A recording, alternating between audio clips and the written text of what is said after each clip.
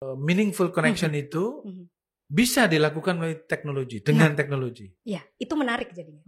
Karena itu hasil penelitian yang previous tadi menyatakan bahwa nggak bisa nih. Kayaknya ini akan decrease our empathy. Padahal empati itu adalah our vital human competency. Dia menyebutkan seperti itu. Nah, kembali lagi saya katakan bahwa kita nggak bisa diam, gitu kan? Kondisi sekarang semenjak WFH kan memang Semua we are so mau. occupied with our screen, gitu. Itu nggak bisa, cannot be denied.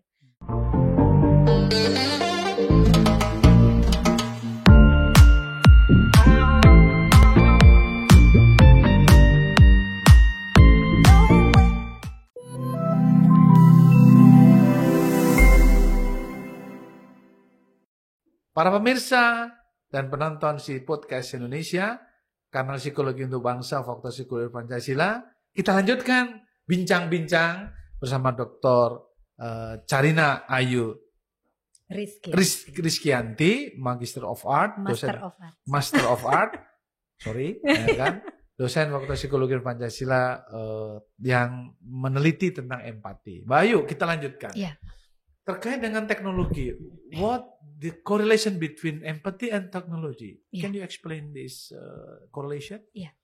Jadi seperti yang Bapak sampaikan dan saya sangat setuju bahwa keberadaan teknologi ini sebetulnya untuk memudahkan kehidupan kita. Kehidupan manusia? Iya, kehidupan manusia. Namun banyak sekali hasil penelitian yang memandang pesimis tentang teknologi ini. Why? Ya, karena katanya kalau saya lihat di sini teknologi misalnya ya Pak, ambil yang sederhana saja internet ya Pak. Internet. Bahwa our screen time could make our empathy decrease. Karena katanya ada dalam istilah psikologi ada yang namanya pubbing. Pubbing itu adalah bagaimana kita ini sibuk dengan gadget kita, dengan screen kita, dan kita mengabaikan orang di lingkungan kita. Even sebelah-sebelahan mungkin ya. Even sebelah-sebelahan. Meski bahkan itu entah pacarnya, entah itu keluarganya, siapapun, entah dosennya gitu. Dia fokus on screen. Itu pubbing namanya. Iya, itu pubbing. Oke, so apa implikasinya pubbing itu? Nah, implikasinya pubbing artinya begini, ketika kita mengabaikan seluruh sekitar kita, artinya kan kita hanya fokus pada diri kita sendiri. Kalau dalam psikologi perkembangan Pak, fokus pada diri sendiri ini adalah karakteristik anak usia prasekolah. Selfish ya? Bukan selfish, egocentrism. Egocentrism. Harusnya ke ecocentrism, bukan ego. Betul, harusnya ke ego. Artinya, kalau saya tarik, ini karena saya bicara di kepakaran saya Pak, perkembangan. Berarti dia mundur dong. Harusnya kan dia sudah berada di tahap operasional formal. Bagaimana dia sudah bisa, itu tadi, berempati gitu kan, secara memikirkan orang lain, tidak hanya memikirkan dirinya sendiri. Tidak egois. Iya. Tapi kan kembali lagi ke situ. Jadi kan bahaya kalau seperti itu. Itu faktornya apa? Apakah ada faktor lingkungan keluarga yang menekan atau teman yang menekan sehingga dia akhirnya jadi kayak retreat gitu ya, mundur gitu. Jadi mundur. Artinya di sini makanya tadi hasil penelitian menyatakan hati-hati nih. Kalau nggak dikontrol, kalau nggak dikawal akan muncul nih jenis-jenis. Sekarang kan udah banyak Pak, ada yang namanya pubbing, ada yang namanya FOMO, fear of missing out. Jadi dikit-dikit dia ngelihat Instagramnya. Sehingga bagaimana dia bisa memberikan suatu pemaknaan dalam berinteraksi. Saya itu sangat suka dengan istilah quote ya yang menyatakan the happiest people is they can who make meaningful connection with others. Meaningful connection. Those who can make meaningful connection with others. Artinya kalau kita hanya fokus kepada screen time, gadget kita, how come meaningful connection can come up? Nggak bisa. Pertanyaannya, apakah meaningful connection itu bisa dilakukan melalui teknologi, dengan teknologi? Iya, itu menarik jadinya. Karena itu hasil penelitian yang previous tadi menyatakan bahwa nggak bisa nih. Kayaknya ini akan decrease our empathy. Padahal empati itu adalah our vital human competency. Dia menyebutkan seperti itu. Nah, kembali lagi saya katakan bahwa kita nggak bisa diam. Gitu kan. Kondisi sekarang semenjak WFH kan memang we are so occupied with our screen gitu. Itu nggak bisa, cannot be denied. Artinya ya kita harus cari solusi. Sehingga saya bersikap optimis dan mencari literatur-literatur yang berkaitan dengan ini. Dan ternyata banyak Pak. Bagaimana empati itu sekarang dibahas bukan hanya dalam psikologi, tapi di farmasi, tourism, komunikasi, bahkan di teknologi ya, gitu kan, luar design teknologi. thinking. Betul, Ya. design thinking. Jadi mungkin ini sekedar saya berikan informasi karena menurut saya sangat menarik. Bahwa kalau robot dulu diciptakan, robot yang canggih adalah robot yang bisa multitasking. Cepat. Bisa mengerjakan pekerjaan kita. Tapi sekarang robot yang dikatakan jenius adalah robot yang bisa punya rasa seperti manusia. Bisa ya itu? Iya. Dan makanya sekarang malah penelitian terbaru menyatakan bagaimana robot ini bisa menjaga empati manusia. Malah ya. Disuruh bisa menjaga empati manusia. Di situ kan terbukti bahwa gila ya, empati ini luar biasa gitu. Karena disebutkan ini vital human competency. Artinya karena hanya satu-satunya yang we were born with it, given, Bapak bilang. Ya hanya empati. Self respect, kemudian responsibility, kemudian teamwork, kemudian fairness. Itu sesuatu yang ditumbuhkan setelah empati ada. Yang penting toh enggaknya empati dulu. Nah artinya ketika kita bicara apakah teknologi, seandainya pun nggak bisa, kita harus berupaya, Pak. Gitu. Tapi hasil penelitian, saya merujuk lagi, penelitian ini kan sebagai ilmuwan kita kan merujuknya kepada previous studies. Iya, betul. Menyatakan enggak kok. Ternyata even media sosial pun anak-anak remaja sekarang itu bisa ya melakukan donasi meskipun dia nggak kenal, hanya melalui komunitas-komunitas kecil dari Instagram. Nah, karena itulah saya melakukan penelitian itu. Dan hasilnya luar biasa di hasil penelitian itu. Artinya teknologi tadi yang sebagai sarana atau tools untuk memudahkan hidup manusia itu bisa juga menjadi fasilitasi atau vehicle untuk menumbuhkan empati, gitu ya. Betul. Berarti tergantung kontennya. Iya, betul. Dan orang-orangnya juga di situ. Tapi kan tadi fakta mengatakan juga Mbak Ayu bahwa netizen Indonesia itu yang paling tidak beradab. Betul. Nah, karena itu gimana kan itu? Kita jadi concern sama kontennya apa nih? Kalau Bapak sendiri gimana Pak melihat konten-konten? Ya, nggak mutu kadang-kadang ya. Kita jujur aja ya. Lah ya itu makanya. Bahkan itu di-create oleh orang-orang yang berpendidikan tinggi juga ya. Betul, gitu. Betul. Kan jadi prihatin ya Pak. Iya. Bagaimana isi televisi kita kan juga ya kita tahu kan. Padahal selama anak-anak belajar dari rumah kan kemungkinan dia untuk melihat layar kan lebih sering.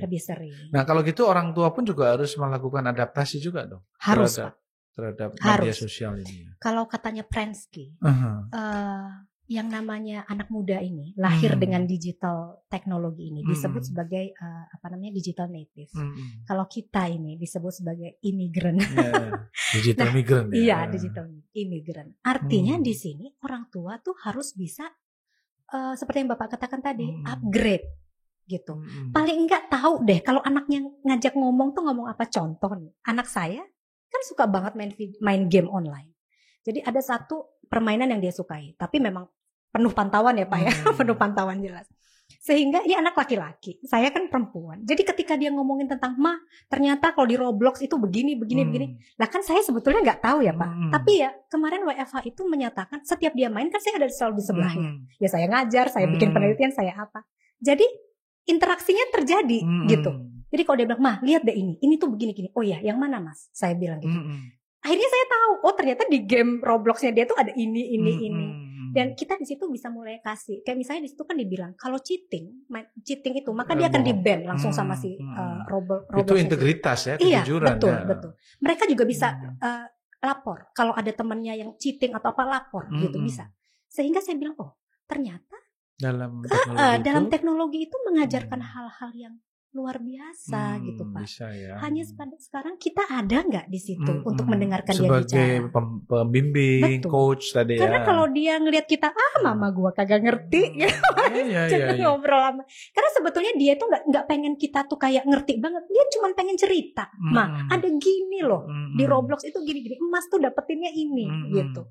Emas dapet juara ini terus kita, luar biasa, bagus banget. Gitu loh Pak. Top gitu. Top. Sehingga dia kan terbuka. Jadi dia nggak perlu cari orang lain. Kalau sama teman-temannya dia ya ngobrol biasa. Teknis ya. Tapi apa yang diobrolin sama temennya juga diobrolin ke kita. Balik lagi. Oke. Nah, jadi konten itu tadi betul banget kata Bapak. Bagaimana mencegah agar generasi-generasi adolescent yang hari ini itu jadi mahasiswa kita ya Mbak Ayu, untuk saya tidak menjadi worst generation in Asia, Southeast Asia. Ya kan, bahwa netizen Indonesia itu mungkin yang paling kurang punya manner ya gitu. Ini gimana Mbak? Apa yang bisa dilakukan langkah-langkah baik sebagai ilmuwan maupun sebagai dosen dan pernah jadi pimpinan juga kan di fakultas ini. Betul. Apa nih kira-kira yang bisa digagas nih? Karena seperti yang saya katakan bidang saya adalah empati gitu. Yang saya tunjuk atau my point of view is about bagaimana kita bisa mengenalkan kemudian membudayakan ya cultivate empathy ini pada generasi muda. Karena itu langkah salah satu yang saya gunakan modul digital itu, Pak. Modul digital. Coba diceritain apa tuh modul digital dan apa isinya nih? Modul digital. Dapat hibah ya? Dapat hibah, alhamdulillah gitu. Didukung oleh kampus ya, oleh fakultas. Jadi modul digital ini adalah bagaimana kita bisa memberikan suatu fasilitas ya, fasilitas pembelajaran tanpa kita tuh harus bertemu tatap muka, tanpa kita harus membuka buku gitu. Jadi artinya bisa dibuka anytime. Bisa dibuka anytime, kita bisa dan bisa secara masif ya, siapapun bisa membukanya gitu. Kan memang ada usia-usianya. Tapi untuk yang modul digital empati ini terbuka untuk semua, bahkan dari anak kecil sampai orang dewasa juga bisa melihat itu. Apa yang saya tuangkan di sini adalah saya mengenalkan empati itu apa sih. Setelah itu apa bedanya empati dengan simpati? Kemudian bagaimana cara meningkatkan atau mengembangkan empati kita? Dan yang terakhir adalah bagaimana mempraktekkan empati itu secara langsung di media sosial. Karena fenomena yang diambil adalah tadi netizen Indonesia yang cukup kita prihatin bahwa dianggap tidak beradab. Gitu. Prihatin banget ya. Iya. Tapi peran pemerintah atau regulator itu ada juga nggak? Kira-kira apa saran kita untuk pemerintah? Apakah harus segera men-take down konten-konten yang berbau hate speech ya, yang memecah belah itu harus segera? Atau apa ada saran apa nih Mbak kepada paling nggak Menteri Kominfo lah ya kan? Yang kebetulan teman saya itu ya kan? Harus tegas ya Pak. Harus tegas. Karena kita harus berpikir kalau di dalam bahasa bahwa kita harus berpikir mana lebih banyak manfaat atau mudaratnya gitu. Lebih manfaatnya atau kerugiannya gitu. Kerugiannya itu kan sebetulnya bukan hanya masalah fisik, tapi lebih kepada karakter yang mental yang lama-lama bisa fade away. Iya, dan bisa menurunkan kualitas sumber daya manusia. Sumber daya kita. Jadi harus tegas dan memang harus punya indikator apa yang dibilang konten yang sebetulnya boleh tayang sama enggak. Tapi once it comes up ya harus langsung tindak Pak. Jangan tebang pilih gitu ya maksudnya ya. Jangan tebang pilih artinya ya berlaku untuk semua. Itu baru ya. Jadi ada deterrent effect ya. Orang jadi takut untuk menyebarkan. Betul. Jadi berpikir bolak-balik kalau mau bikin konten tuh ini manfaatnya apa sih gitu. Jangan netizen kita digiring untuk menikmati sesuatu yang sebetulnya ini manfaatnya apa ya? Iya, membuli orang, ya, menjelek-jelekan orang. Jadi ngabisin waktu doang, Pak, ngabisin kuota. Betul. Nggak ada nilai tambah. Nggak ada nilai tambah. Buat diri maupun orang lain ya. Hanya untuk entertaining. Tapi entertaining hal-hal yang negatif kan malah akan merusak kita. Iya. Nah, mungkin terakhir pesan-pesannya nih Mbak Ayu nih di sesi kita ini. Kira-kira apa nih Mbak pesan-pesannya terutama untuk sejawat dosen ya dan mahasiswa psikologi UP dan mahasiswa di seluruh Indonesia bahkan di seluruh Nusantara dan di luar negeri mungkin kalau ada apa nih pesannya karena kan empati itu universal ya. Betul. Empati itu universal ya. Betul. Nah, padahal tadi itu juga dia given. Nah, gimana Mbak? Apa nih your message to our colleague as a dosen dan juga kepada mahasiswa? Iya. Ini dalam ya Pak, kalau kita bicara langsung. Kalau untuk mahasiswa, ya mahasiswa itu memang pada dasarnya akan meniru apa yang diajarkan oleh sang dosen. Terutama mungkin dosen idolanya ya Pak. Jadi untuk kita mengambil sesuatu sebagai idola itu juga harus hati-hati. Betul. Gitu. Artinya apanya nih betul. Yang dilihat? Dosen di sini punya satu posisi yang sangat urgent. Dan strategis. Betul, strategis banget. Urgent dan strategis. Karena intinya sebetulnya Pak saya jadi dosen ini karena saya melihat dosen saya di Malaysia dulu. Saya jadi punya keinginan saya mau jadi dosen tapi dosen seperti dia, gitu kira-kira. Apa tuh profil dosen di Malaysia yang berempati? Contoh. Ini saya baru ceritakan ke mahasiswa saya kemarin. Jadi ketika saya S3 di Malaysia itu ada konflik antara dosen pertama dan kedua. Sebetulnya pembimbing pertama tapi belum jalan. Kemudian ketika melihat minat saya lebih cocok kepada yang pembimbing kedua. Nah, kemudian saya sudah diskusi dengan pembimbing kedua saya. Pembimbing kedua menyatakan coba kamu datang ke profesor, dia ketua komite etik di psikologi itu, datangi ke sana, kamu ceritakan masalahmu. Nah, saya kan merasa sebagai orang luar ya, maksudnya tiba-tiba bawa masalah tuh kayaknya nggak enak banget gitu. Akhirnya siang-siang itu saya persiapkan diri saya ketuk ruangan profesor saya itu, dia perempuan gitu ya, paruhbaya, saya ketuk. Harapan saya tuh biasanya saya hanya mendengar kata dari dalam, masuk gitu kan, kalau biasanya kan gitu kan masuk atau didiemin gitu. Instead of saya menemukan dua hal itu, ketika saya ketuk, dia buka pintu, kemudian dia tersenyum sama saya. Pertama kali kalimat yang dia katakan adalah, what can I do for you? Terus saya bilang saya adalah PhD student. Saya dirujuk oleh dosen pembimbing saya untuk menemui Anda. Saya ingin menceritakan beberapa permasalahan, satu permasalahan saya terkait dengan disertasi. Silakan masuk, dia bilang. Duduk, dia di samping saya di sini. Dia mendengarkan saya very carefully. Listening. Bukan hearing. Listening what I'm saying, what I was saying very carefully. Saya ceritakan semuanya, terus di akhir dia bilang, baik. Jadi Carina mau dosen yang mana? Dia bilang langsung solusinya apa ya? Saya mau yang kedua.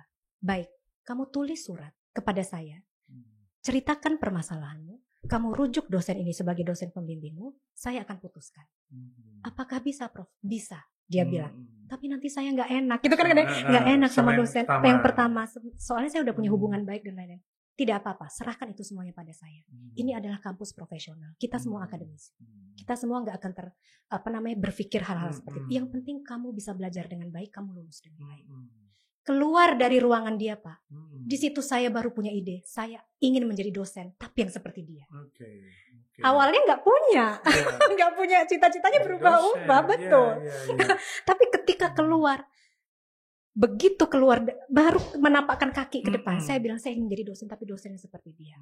Itu idola ya. Betul, tidak memberikan sekedar permasalahan, tapi dia tahu solusinya. Dan dia memberikan dirinya sebagai garansi. Kalau ada apa-apa, saya yang bertanggung jawab. Karena itu saya sampai sekarang masih berhubungan, Pak. Cuman dia sudah pensiun. Baik. Profesor itu sudah pensiun, tapi kami masih berhubungan.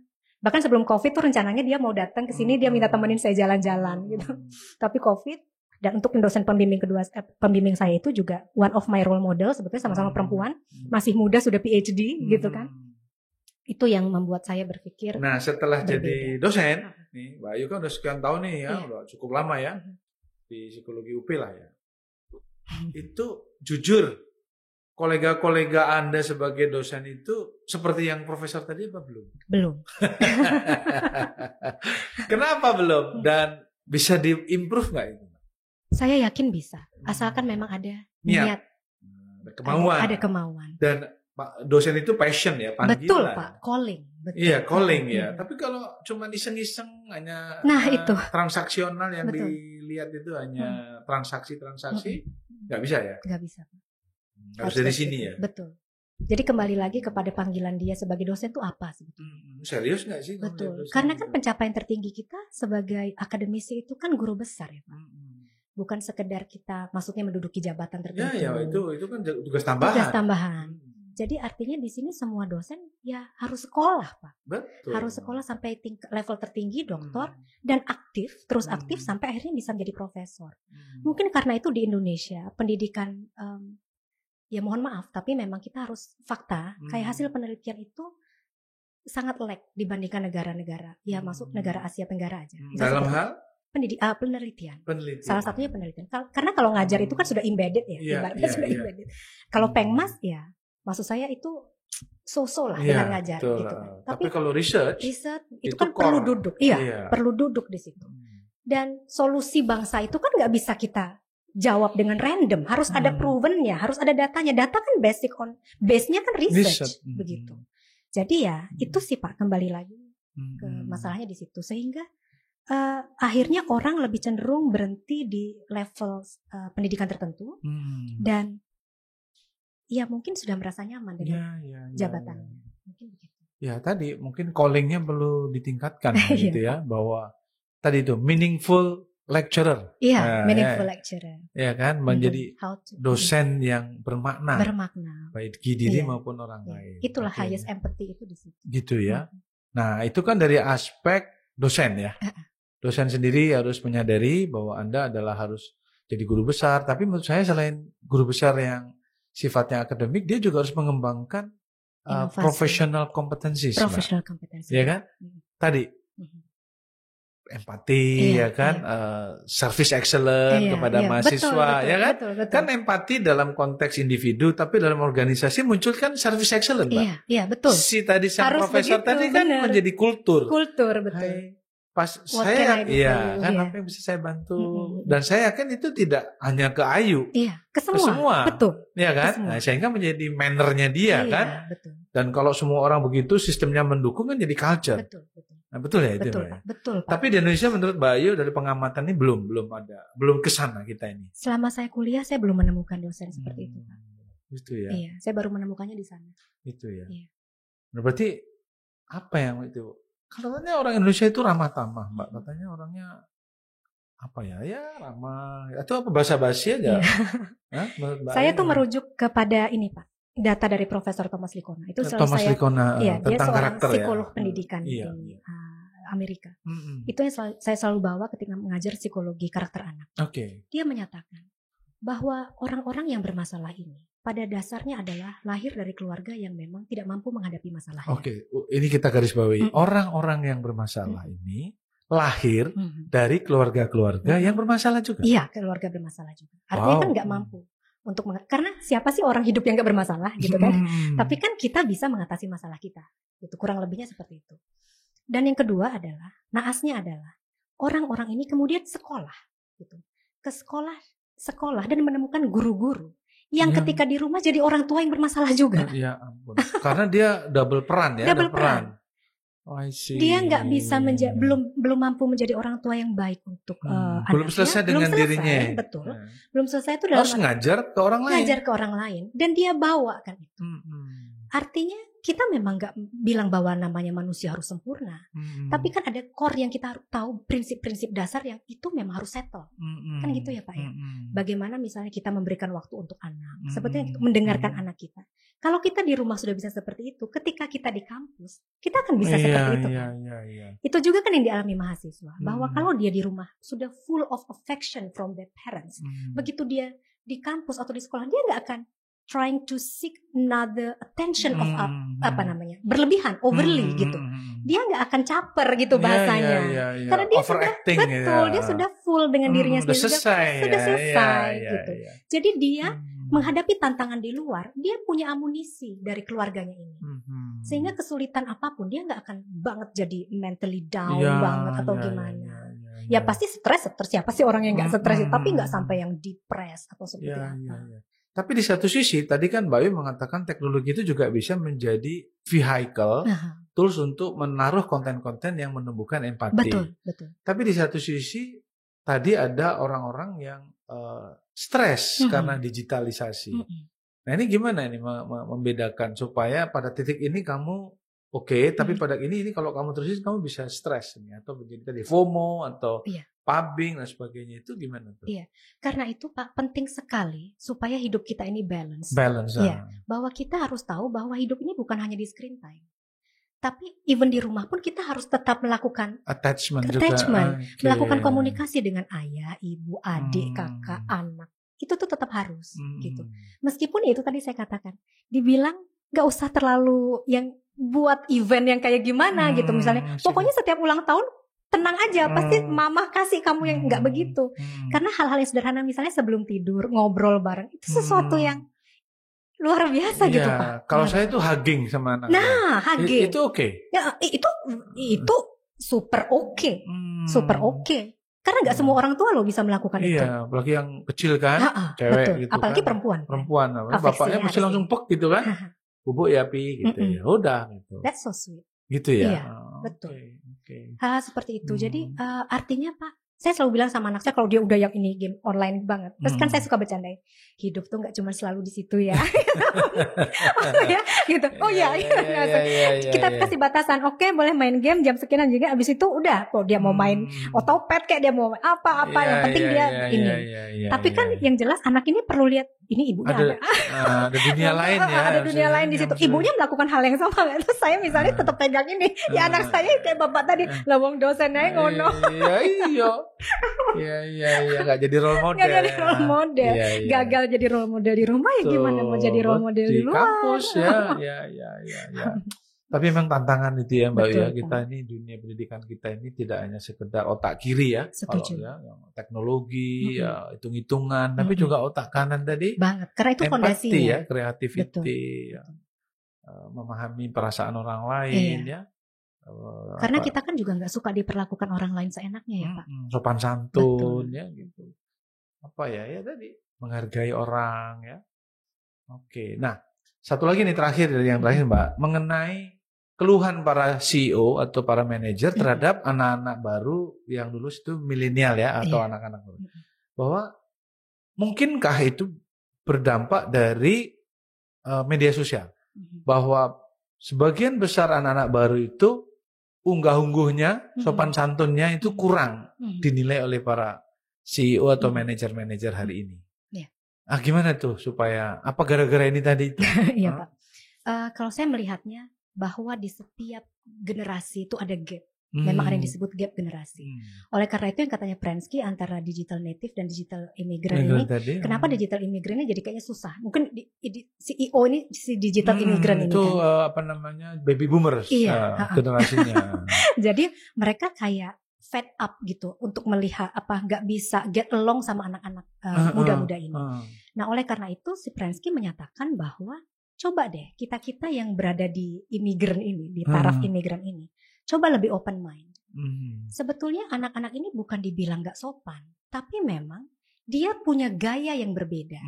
Artinya bukan kita terima gaya itu mentah-mentah, kita kan bisa beri edukasi di depan.